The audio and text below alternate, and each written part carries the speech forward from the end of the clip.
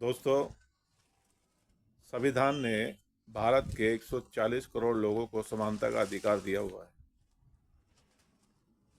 और उसी संविधान ने समाज के एक बड़े तबके को आरक्षण भी दिया हुआ है। और कुछ पढ़े लिखे लोग, वकील, इस बात को गलत तरीके से प्रस्तुत करते हैं कि जब सभी लोग समान हैं, सभी के हाथ पैर समान हैं, तो फिर आरक्षण क्यों दिया जा रहा? आरक्षण को आर्थिक आधार पर देना चाहिए। तो मेरा उनसे सवाल है, अगर ये तर्क है तो फिर वाजिब है, लेकिन जो आरक्षण है उसकी पृष्ठभूमि और उसकी जड़ों में आरक्षण आर्थिक आधार पर नहीं है, आरक्षण जातीय आधार पर है। क्योंकि हजारों वर्षों से कुछ जातियां अपने आप को सर्वश्रेष्ठ घोषित किए हुए हैं, जन्म से, कर्म से नहीं, जन्म से।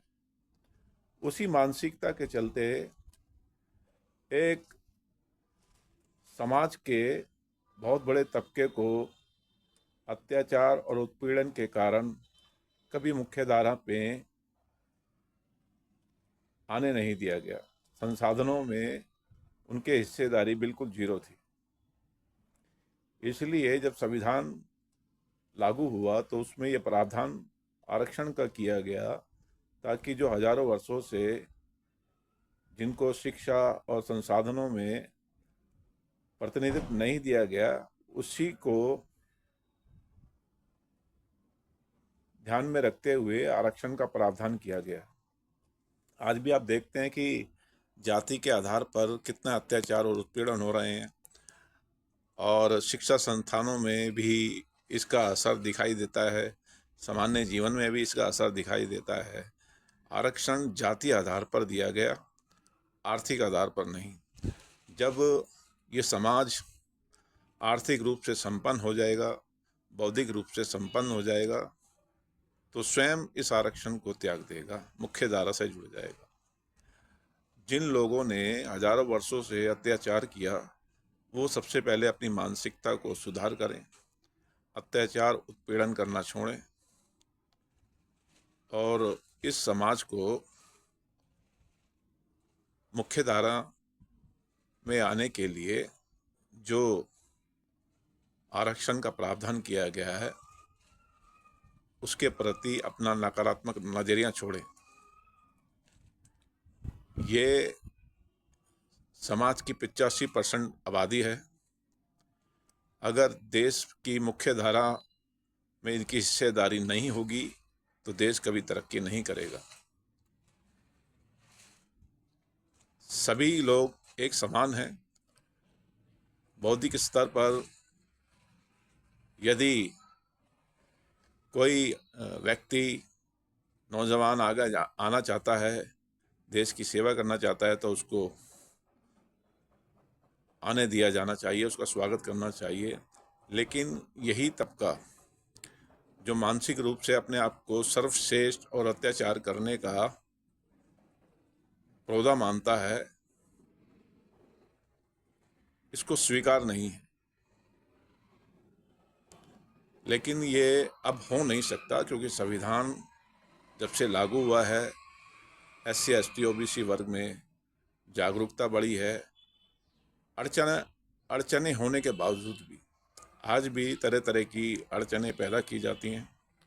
उसके बावजूद भी समाज संगठित होकर आगे बढ़ रहा है और देश की सेवा कर रहा है। आरक्षण आर्थिक आधार पर नहीं है, जाति के आधार पर है।